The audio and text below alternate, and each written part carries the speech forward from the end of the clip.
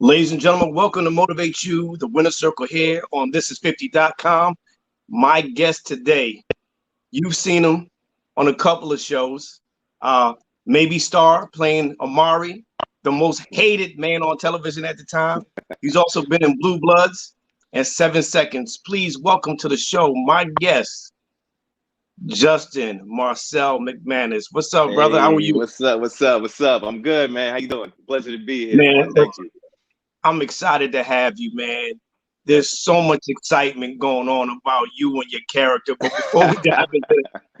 dive into that, man, how have you been during this pandemic, man? You were filming. You guys took a hmm little hiatus over the winter break, came back, being socially distant, being safe. How was that Yep. experience for you? It.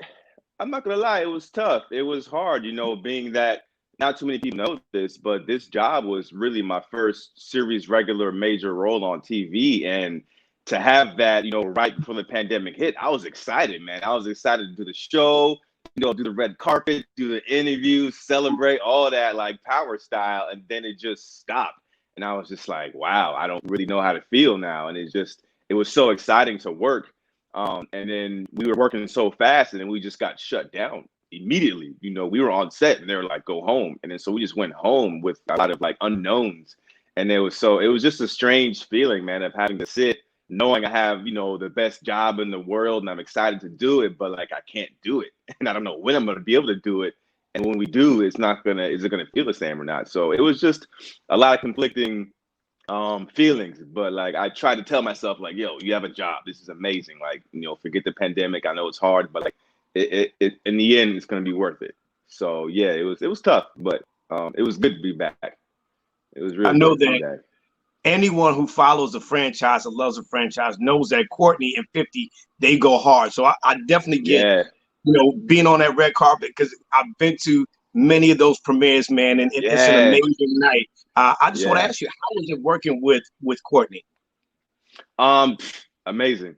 Like Courtney she's so smart and so wise, and she knows her characters, and she makes choices in such a unique way. It's just like it makes our jobs easy, man. She's so good with the writing and just knowing what's going on and where the story's going to go and how to keep the fans excited and on their toes, because we didn't know what was going to happen. Every time we would read the episode before we shot it, it was just like, yo, what's going to happen next? And we were just like in awe every time we read it.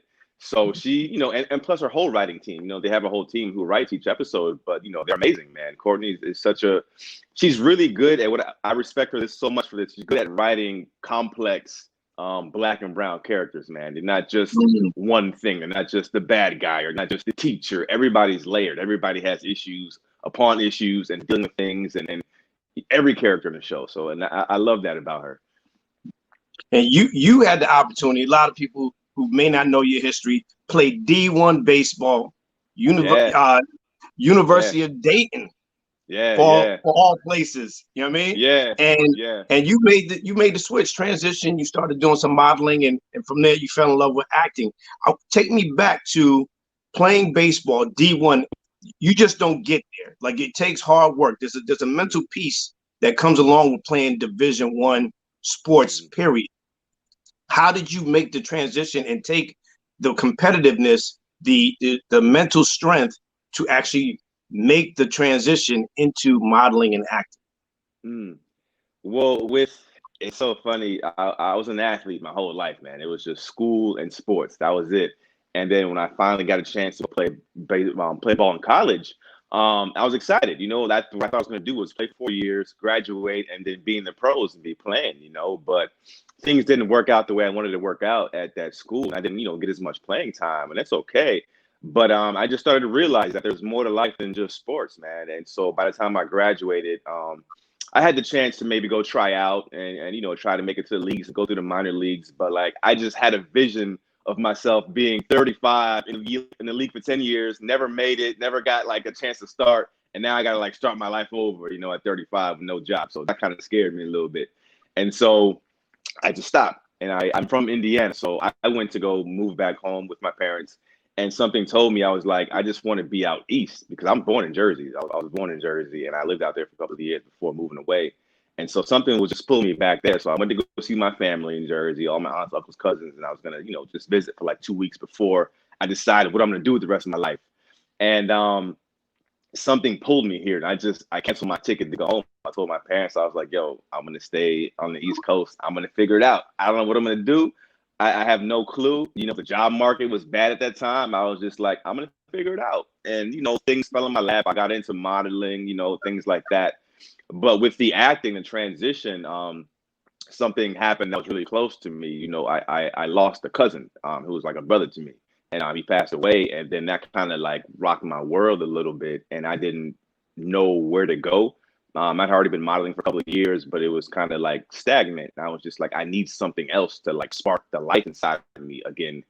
And I love movies, I love TV shows, I love it all, but like I was more reserved and shy growing up, so I didn't think I had that movie star thing. But I was like, you know what?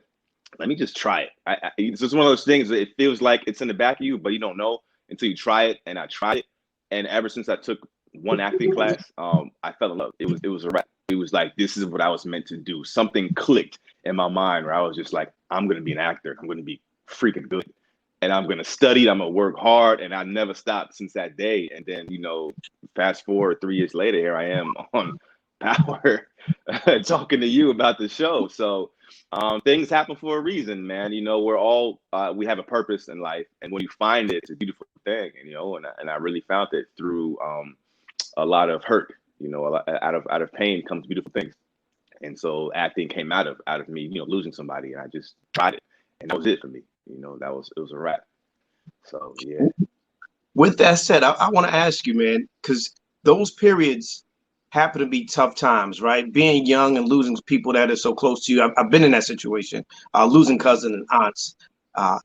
For the persons who are going through it now, Justin, who, be it COVID, be it whatever may have happened health-wise, just relatives or friends getting older and passing away, you were able to make that pivot and seeing the village that you have around you, and you seem like you're very big on family. Yeah. How important is it to surround yourself with such a strong foundation? It's very important. My circle is very small, family, friends, because you don't want to have a big circle. You have a big circle, you don't know who's who and who's doing what. When you have a very small circle, you know who these people are, and they got your back no matter what. And you just know, like, when people got your back, and you keep that tight and you keep that close. And not to say I don't have a lot of friends. I do have a lot of friends, but they can be associates. Like I can associate with a lot of people, but to keep your circle tight, that's what's necessary. And when you're losing someone, it's very important to have those people fall on, and it's very important to keep the memory of that person alive. You know what I mean? It's you always want to, you do want to talk about them. You do want to enjoy the good times. You do want to still laugh about them. You do want to still, recognize their birthdays and holidays and just recognize them. You don't want to let their spirit, go on. That's what helps me the most is still, talking about them and laughing about the stuff we used to do and joking and with the family. That keeps that spirit alive, keeps us, from just dwelling and just, the darkness and those feelings. And this is okay. When you lose somebody, one thing I tell people is it's always going to hurt. It's always going to hurt. Some people assume that, they don't know what to do when they're hurt because it just hurts really bad and they don't know what to do. I'm just like, it's always going to hurt. The least you could do is appreciate the time that you did have with them. That's the best way I can explain it, and keep that circle small, man. And just, not everybody has to know everything about you. You just keep it tight. You celebrate within your circle, and that's it. You let your work speak for itself. Man, I love that. I know there's someone who's watching and listening is going to receive that, and it's going to be a blessing to them. I want to jump into, you were one of the most hated characters on Star. And you went from being hated on Star to, women fell in love with you for the first episode or two on Power Book 2, and then it took a turn for the worse. How do you enjoy, and it is your profession, you are a practitioner of this field. How does it feel? How do you prepare to be the bad guy? Because I know that you're not the bad guy. You're sharp, You stay sharp. Yeah. You always have something positive to say. How do you Yeah. prepare to be the bad guy that you do it so well that people hate you? Well, listen, first and foremost, I'm going to say I love the hate. It makes me laugh. It brings me joy when people hate my character. I really don't get mad. I don't get upset at all the threats and the I hate yous and hope you die. I love it, man. It makes me laugh because it lets me know I'm doing my job. The characters I played so far, they aren't supposed to be likable characters. I'm not going into this to be sexy and suave. I'm playing the character how he's written. You know what I mean? And with the guy on Star, he had a lot of dark stuff, man. He was, people who watch the show know, but he was this prison guy. Like, he's not a good guy. You know what I mean? So I played that. And then going into Jabari, I studied a lot about narcissism, just reading the way that Courtney had this guy written and the things he was doing. I'm like, yo, and he's a narcissist. And just talking to people, they're like, yo, he's a narcissist. I'm like, yeah. So I dove deep into that and studying that. And I know Courtney always talks about the 48 laws of power, and I got into that as well, and using those things and creating this character. Everything is always complicated. There's always an underneath. There's always something underneath whatever he's saying or doing. There's always something else that's going on, even though he won't let you know. But he's always doing something, and so I'm just being truthful, man. Jabari is a guy. He's complicated. Yeah, I might be handsome and all that. I might be nice to look at, but at the end of the day, he's not a good dude. He comes with some stuff. He comes with some stuff. Yeah, so I laugh at it, man. I appreciate it. I'll repost the memes, all the jokes. I joke with y'all too, man. I think it's hilarious. So I love it. So square this one away from me. Mm-hmm. In the beginning, is Jabari a sex addict? Is that because I just want to put that on the table and click. Is he recovering from being a sex addict, or is it just really narcissism and just this brevity of being a man? Well, I don't know if a lot of people remember, but Carrie's character, she's a sex addict. She has a therapist she goes to because she's addicted to sex and love. And so with me and her, I would say that I think I was more addicted to Carrie per se. I didn't have a sex addiction. I was just addicted to her and her love. I needed her. She inspired me. She's the one who inspired me to write that book. And so she plays this pivotal role in my life. It's I feel like I'm at loss when I don't have her.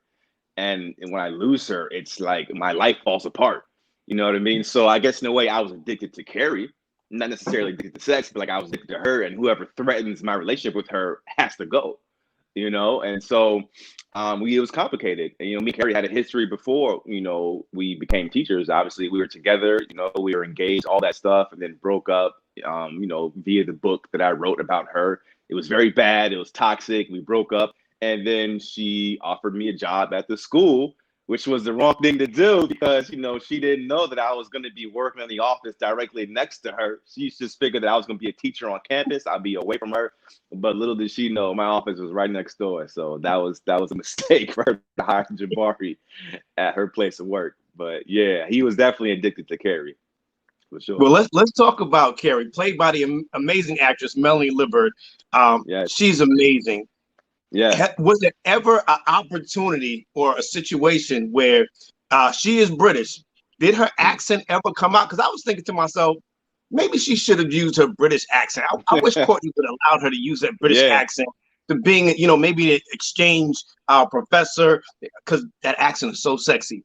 But was there any time, maybe at a table reading or during the scene, that it kind of just slipped out and kind of maybe threw people off, threw you off?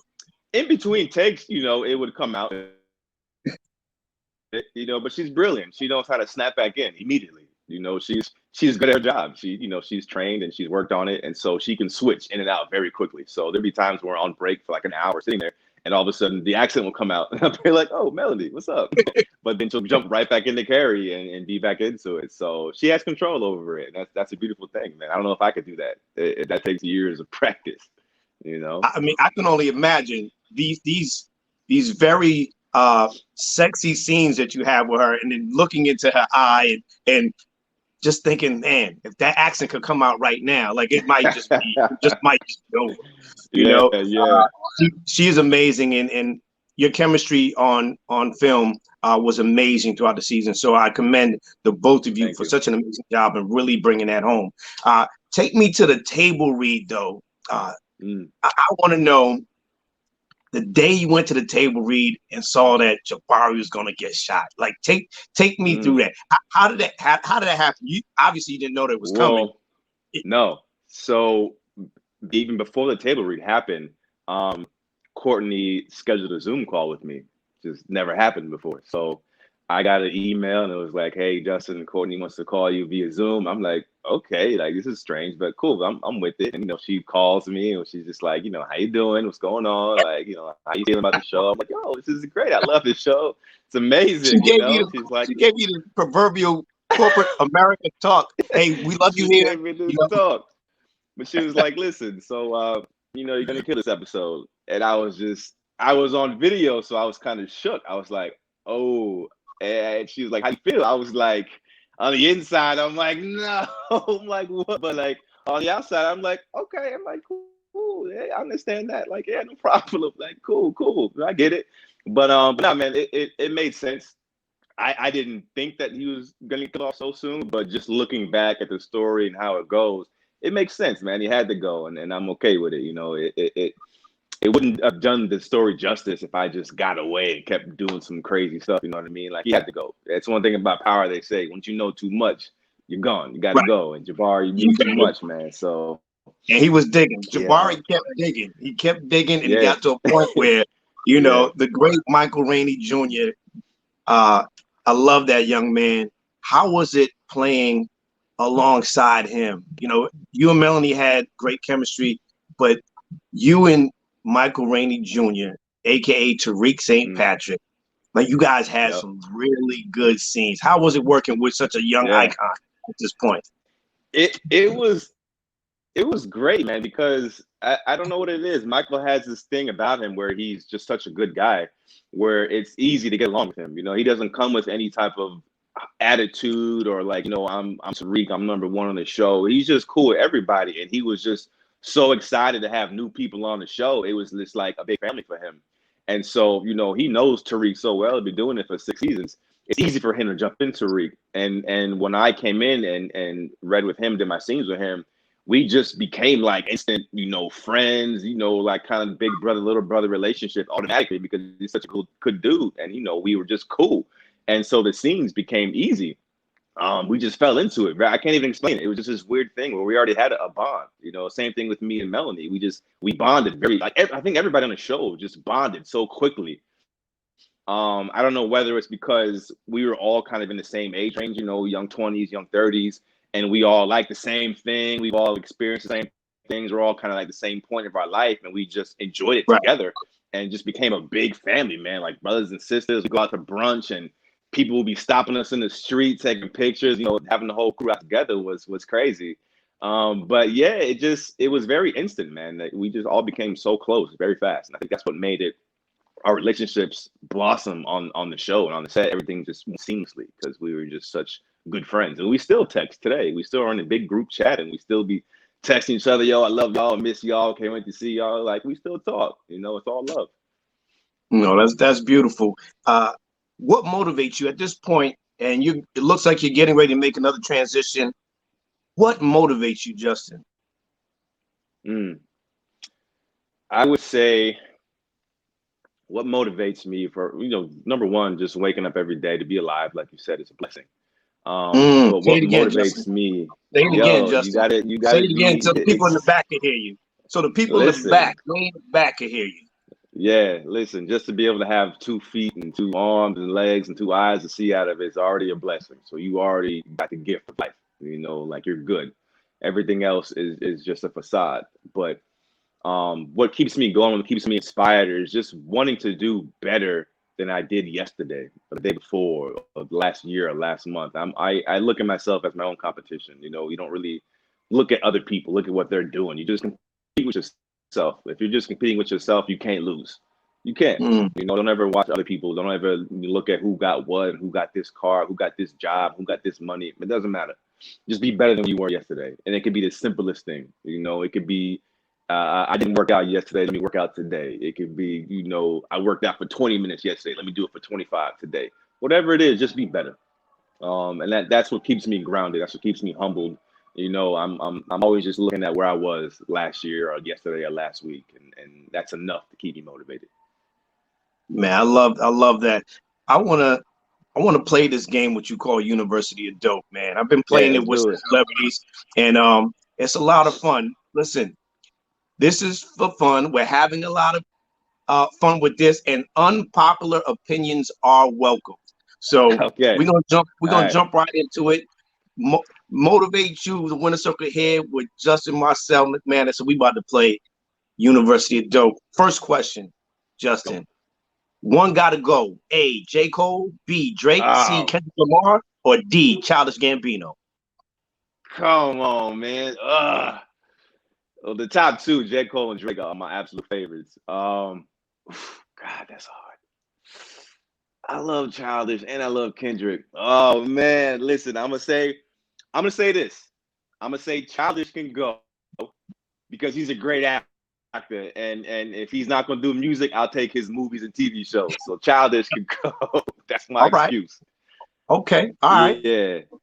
Erase one person from hip hop history. Who would it be? Swiss Beats, Dr. Dre, The RZA, or Timbaland? Oh God. Ooh. I'm gonna say D, Timbaland.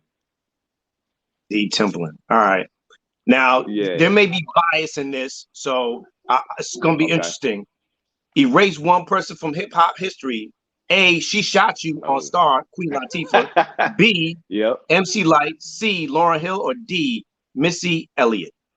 Damn, these are hard, man. I see why people are getting mad. This is crazy. I love Missy, man. Missy brings back memories. Lauryn Hill, I love her voice. I can't let Lauryn go. Queen, MC Lyte. Damn. I can't see Queen because I love Queen. We work together, so I'm gonna say MC Lyte. All right. Yeah. Best Jay-Z album, in your opinion? A, Reasonable Doubt. B, The Blueprint. C, Hard Knock Life Volume 2, or D, 444? Blueprint, easy. Blueprint. All right. Yeah. A pimp just slapped you, Justin. And he took your money. Who are you sending to get it back? E40, 50 Cent, Snoop Dogg, or Beanie Siegel? I'm sending 50. Like, come on, 50. Like, what's up? I'm on the show, bro. Go handle that. And you know he wants his money. You know he wants his money. You know he do.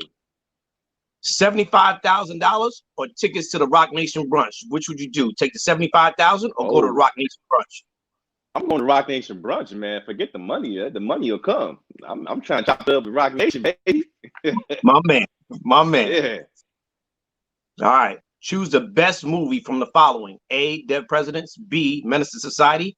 C, Baby Boy, or D, Straight Outta Compton?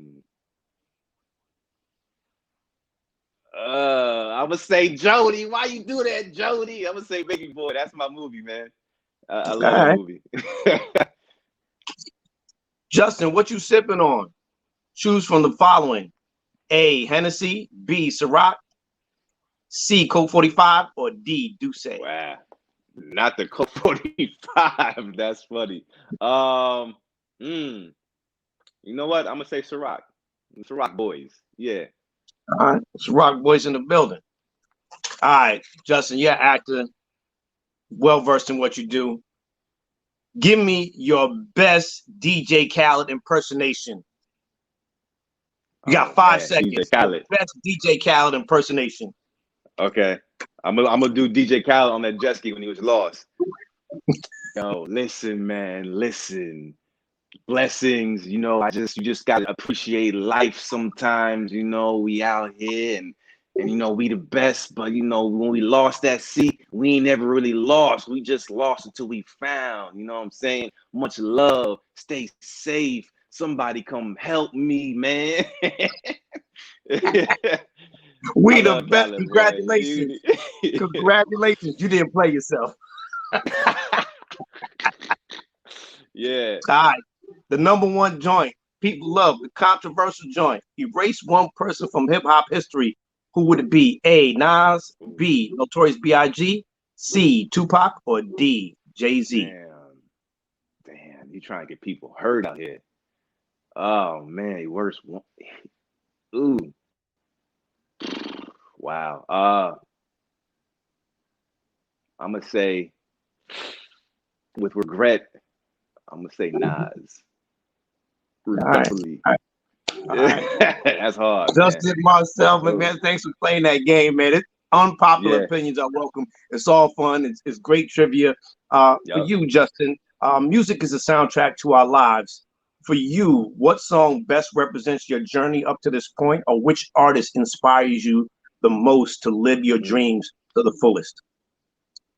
You know, I love hip hop. I love R&B. I pretty much love all the genres of music except maybe country, maybe only a few country songs. But what really gets me in the state of inspiration and calmness is, believe it or not, is opera.